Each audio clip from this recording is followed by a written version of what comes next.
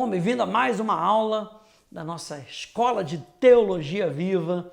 E a gente acabou de falar nas nossas últimas aulas sobre o crente e o pecado, aquele que nasceu de novo. Por que nós pecamos? Qual é a força que o pecado tem muitas vezes sobre a nossa carne? Isso é importante a gente entender. E quando a gente sucumbe ao pecado, nós falamos no finalzinho da última aula que nós temos duas posições, duas respostas a esse pecado que nós cometemos. E o primeiro dele é arrependimento. E eu quero que você abra aí comigo em 2 Pedro, capítulo 3, no verso 9. 2 Pedro, capítulo 3, no verso 9.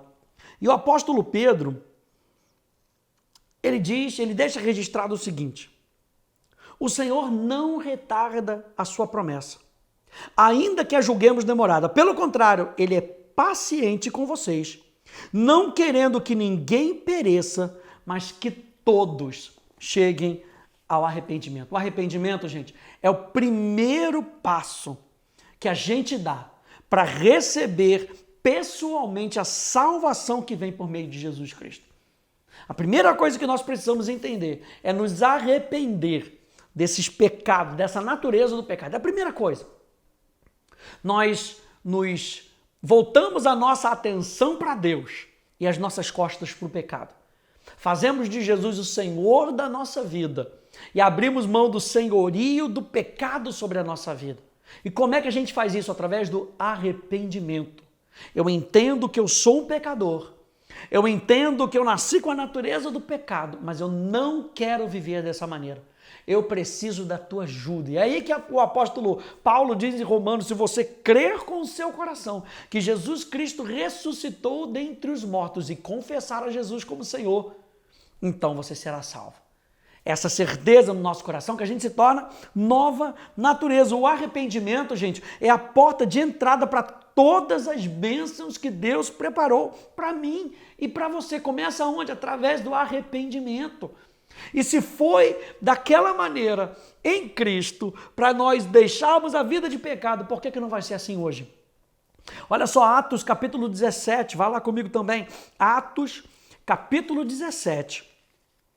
Olha só o que o apóstolo Paulo, ele fala aqui, Lucas registrando, Atos 17, do verso 30 até o verso 31, diz assim: Deus não levou em conta os tempos de ignorância, mas agora Ele ordena a todas as pessoas, em todos os lugares, que se arrependam. Meu Deus, perdão disponível para cada um de nós. Porque Deus estabeleceu um dia em que julgará o mundo com justiça, por meio de um homem que escolheu, e deu certeza disso a todos, ressuscitando dentre os mortos.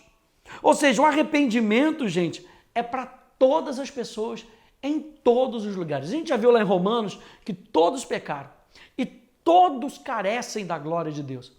Agora Paulo está nos deixando aqui esse registro em Atos capítulo 17, Lucas deixando o registro de Paulo falando que o arrependimento é para todos, em todos os lugares. Deus quer com que todos sejam salvos e cheguem ao pleno conhecimento da verdade. Esse arrependimento, gente, é causa de grande alegria no céu. Mas antes de podermos entender o verdadeiro arrependimento, a gente então vai ver aqui rapidinho o que o arrependimento não é. Se Deus quer que todos se arrependam, se está disponível em todos os lugares, o que arrependimento não é? O arrependimento, gente, para entender o que Deus quis dizer com arrependimento, nós precisamos derrubar algumas ideias pré-concebidas que muitas das pessoas têm sobre arrependimento. Número 1, arrependimento não é a pessoa se sentir culpada. E muitas vezes, a primeira coisa que bate no nosso coração, a gente se sente culpado. Mas sentir-se culpado não é o próprio arrependimento. Porque a palavra arrependimento no grego, metanoia, ela tem a ver com uma mudança de mentalidade, ou uma mudança de vida, ou uma mudança de prática. Sentir-se culpado é parte do processo, mas se a gente se sente culpado e não muda de vida, não é arrependimento. E lembra que eu falei que o arrependimento é causa de grande alegria no céu. Deus não quer com que você apenas se sinta culpado.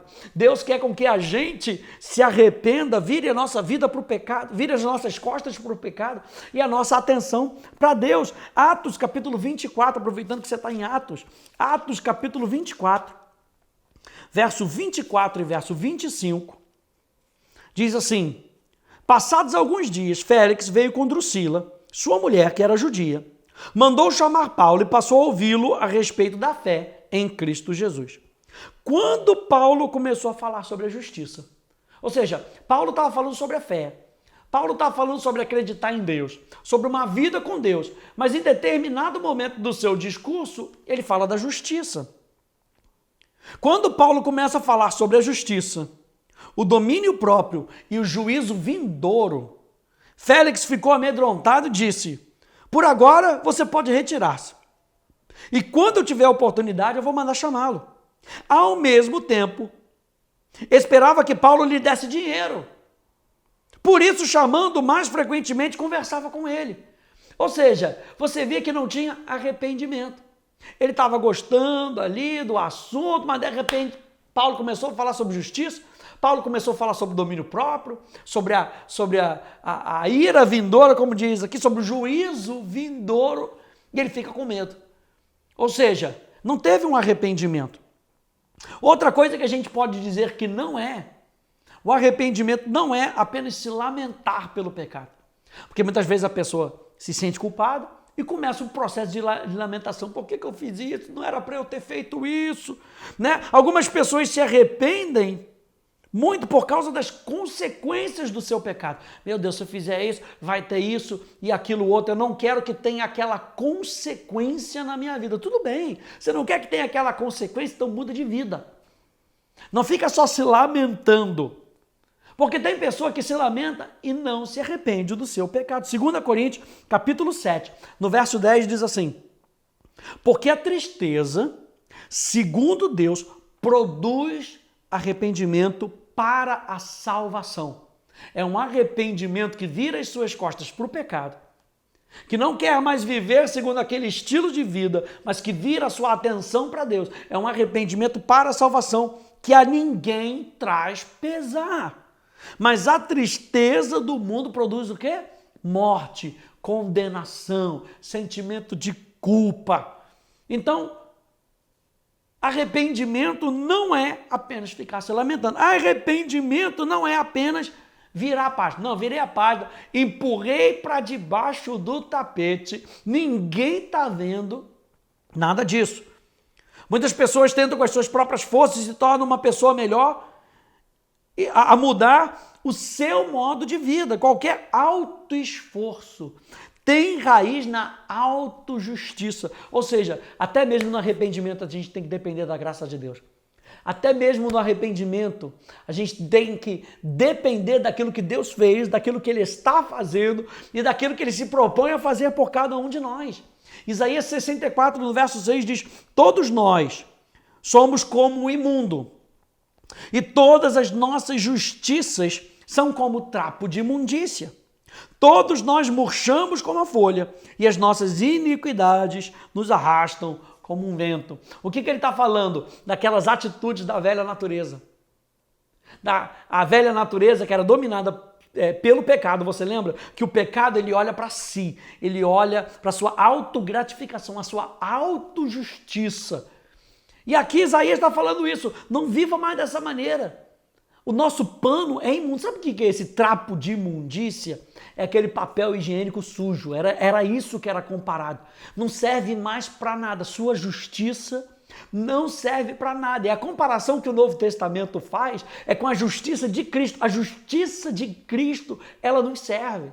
Então, ao invés de viver com base no nosso alto esforço, de tentar a gente mudar de qualquer maneira, igual uma vez eu ouvindo um pastor falando sobre isso, né? A gente às vezes tenta não pecar se segurando. Não vou pecar, vou me amarrar nesse poste. A hora que se libertar do poste, sai correndo para o pecado. Porque a gente não se arrependeu. Quando a gente se arrepende, a gente volta a nossa atenção. É claro, mais uma vez, a gente falou e nós vamos falar de novo até na próxima lição. A gente continua nesse corpo. A gente continua nesse mundo que tenazmente nos assedia. E o apóstolo João fala da gente não viver na prática do pecado. Quando a gente se arrepende verdadeiramente, a gente diz, eu não quero praticar isso. Na sinceridade do nosso coração. A gente não bota para debaixo do tapete e finge, Deus não viu, eu vou só seguir por esse caminho aqui, mas aquele desejo ainda está lá dentro, sabe, da nossa mentalidade, tentando chamar a nossa atenção. Não, eu viro a minha atenção para Deus e viro as minhas costas para esse desejo. Arrependimento não é só virar a página. E arrependimento, gente, por fim, não é se tornar um religioso. Os fariseus eram extremamente religiosos, jejuavam, oravam, faziam suas cerimônias religiosas, mas nunca se arrependiam. Nunca voltavam sua atenção verdadeiramente para Deus. Ou seja, não é por conta da culpa. Não é tentar fazer mais para equilibrar o que está errado, porque tem gente que faz isso. Não, eu fiz isso de errado, vou fazer isso tanto de bom. Mas o errado continua lá. E o errado continua sendo errado e a gente não chama errado de errado. No arrependimento a gente diz, isso é errado. Eu não quero isso. Vamos terminar aqui com Mateus capítulo 3. Vá um pouquinho mais lá para frente. Mateus capítulo 3. Verso 7 até o verso 10. Mateus, capítulo 3, verso 7 até o verso 10. Diz, quando João viu que muitos fariseus e saduceus vinham ao seu batismo, disse-lhes, raça de víboras, quem deu a entender que vocês podiam fugir da ira que está por vir? Produzam fruto digno de arrependimento. E não pensem que podem dizer uns aos outros, temos por pai Abraão. Porque eu afirmo a vocês que Deus pode fazer com que dessas pedras surjam filhos a Abraão. E o machado já está posto à raiz das árvores. Portanto, toda árvore que não produz bom fruto é cortada e lançada ao fogo. O que João Batista estava falando? De um novo estilo de vida. E que eles não podiam apenas ser religiosos e fazer coisa boa para poder equilibrar coisas ruins que eles tinham feito. Não. Mais para frente a gente vê que Jesus veio para apresentar uma nova vida. E é isso que eu e você precisamos. Na próxima aula a gente vai ver um pouquinho do que é o verdadeiro arrependimento, tá bom? Que Deus te abençoe no nome de Jesus. Tchau, tchau.